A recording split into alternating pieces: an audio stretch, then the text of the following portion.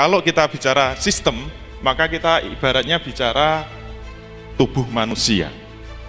Sistem ekonomi itu juga seperti tubuh manusia, maka kita harus melihat ibarat manusia, kita pecah unsurnya jadi 4. Itu kemarin yang sudah kita jelaskan. Yang pertama adalah tubuhnya.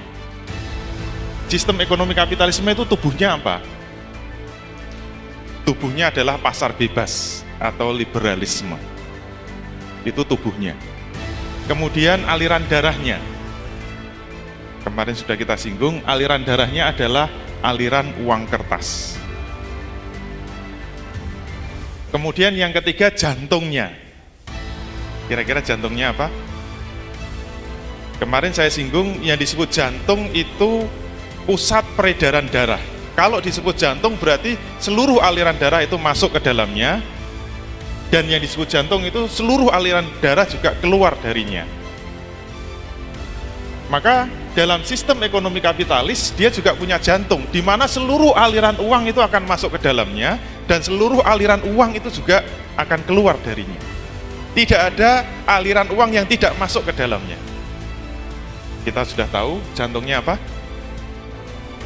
Lembaga perbankan. Itu jantungnya ekonomi kapitalisme. Kalau disebut jantung, kita bisa tahu itulah yang menentukan hidup matinya ekonomi. Makanya kalau kita melihat terjadi krisis ekonomi, setiap kali terjadi krisis ekonomi, apa yang diselamatkan terlebih dahulu? Pasti jantungnya kan? Tidak mungkin kakinya itu diurusi, tangannya diurusi, pasti yang akan diselamatkan jantungnya.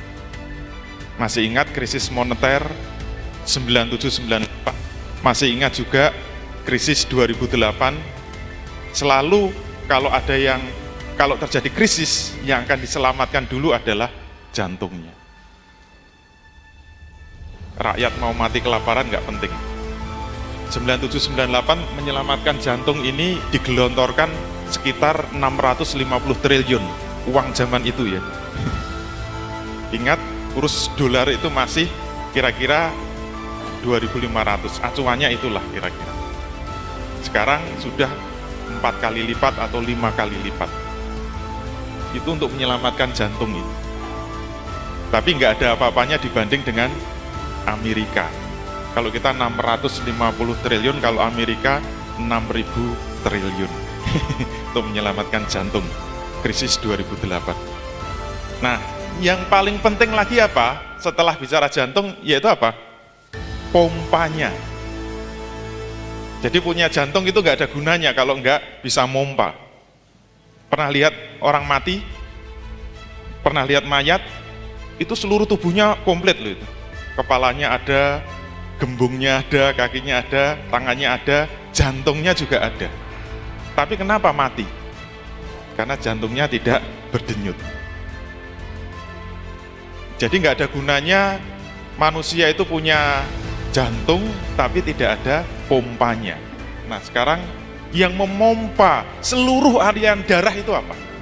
Kalau dalam ekonomi yang bisa membuat aliran uang itu terus bisa mengalir, terus bisa berdenyut, pompanya itu apa? Kemarin sudah kita singgung, pompanya tidak lain adalah suku bunga. Makanya kemarin BI kenapa menaikkan BI rate dari 7,5 menjadi 7,75, naik 0,25. Kenapa suku bunganya dinaikkan?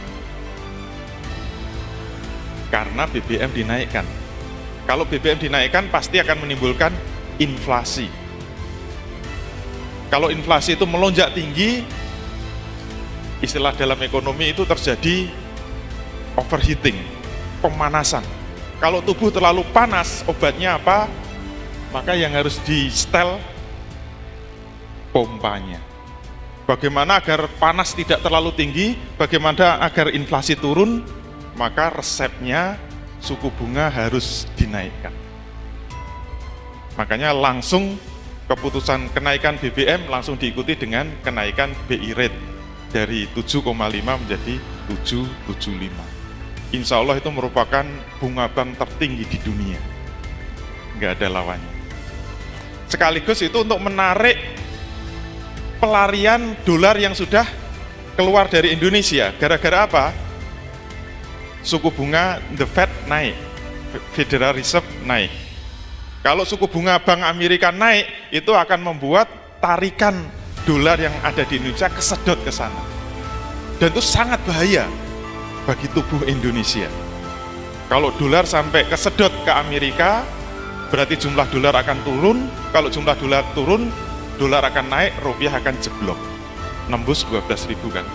Kenapa? Suku bunga Amerika dinaikkan.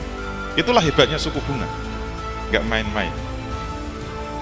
Jadi cukup ngatur bunga naik, bunga turun, itu aliran darah langsung ke sana kemari.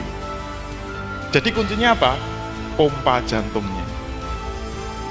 Inilah yang disebut sistem ekonomi kapitalis. Oke, sudah paham? Itulah tubuh kapitalisme. Maka tawaran saya dulu, kalau ikut edisi 1, 2, 3, maka memang tawarannya ada 2. Kita mau katakanlah ini tubuh yang tidak islami, kemudian sering menimbulkan krisis ekonomi, atau kalau dia sehat akan menghegemoni. Nah, kita mau memperbaikinya bagaimana? Selalu ada 2 kemungkinan. Apakah mau kita perbaiki secara parsial, atau kita lebih suka dengan tubuh kita sendiri. Kita lebih suka memiliki tubuh sendiri, berarti lebih suka memiliki sistem ekonomi sendiri. Itu terserah umat Islam.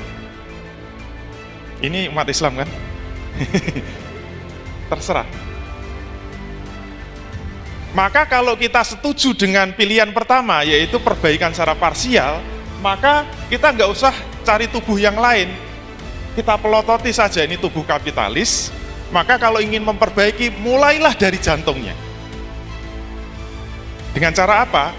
Jantung babi ini bagaimana agar menjadi jantung sapi gitu.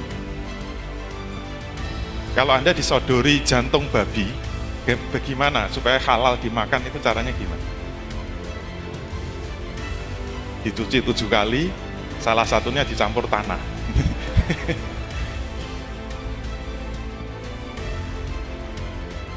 Nah, diharapkan kalau jantungnya itu bisa kita perbaiki, nanti tubuhnya juga bisa berubah. Dan itulah yang diperjuangkan hampir semua pejuang-pejuang ekonomi syariah di seluruh dunia. Dari Maroko sampai Maroke, itu perjuangan ekonomi syariah itu seperti itu. Dimulai dari memperbaiki jantung. Dan ini merupakan keputusan dari pertemuan yang diinisiasi oleh konferensi tingkat tinggi dari negara-negara OKI. Itu sudah sejak tahun 71. Inisiasi itu sudah dimunculkan. Itu pertemuan negara-negara OKI untuk merumuskan. Mereka itu sudah sadar. Itu yang ketemu pakarnya itu hampir semua doktor-doktor ekonomi Islam, dokter ekonomi yang menguasai Islam, sekitar 600 makalah itu dipresentasikan. Semuanya setuju bahwa ekonomi sekarang adalah ekonomi kapitalisme, ini ekonomi yang harus kita lawan, harus kita rubah. Terus caranya ngerubah gimana? Akhirnya melahirkan deklarasi munculnya perbankan syariah. 71 cikal bakalnya sudah. Itu pertemuan seluruh ekonom muslim dunia. Ada 600 makalah yang dipresentasikan. Berarti seluruh dunia sepakat. Kita nggak usah bikin makhluk baru.